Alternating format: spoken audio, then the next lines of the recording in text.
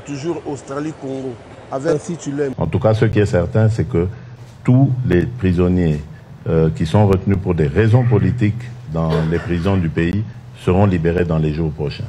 En ce qui concerne l'ANR, l'Agence nationale du renseignement, qui était la police politique depuis toutes ces années, depuis notre indépendance.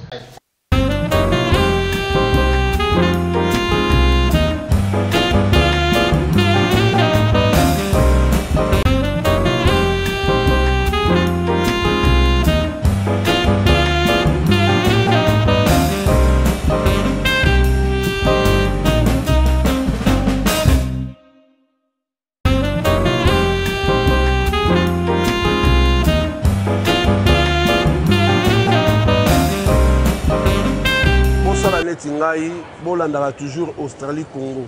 Avec si tu l'aimes. Donc, tout le temps, Bolandara sera toujours branché parce que les albémissions, il y a qui toque makasi. Bango, qui toque makasi. Bolandara toujours sur Congo, Australie. Féliciter l'équipe de nous, Bosa, on vient comme professionnel. Image, qualité, laisse tomber. Carré.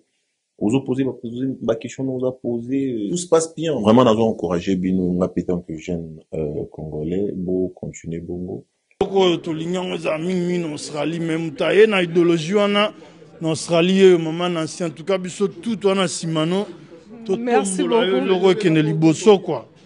Vous allez côté là, Australie, Congo, divina Nancy, Bikando Zakaka, donc, voilà, ça veut dire que toujours.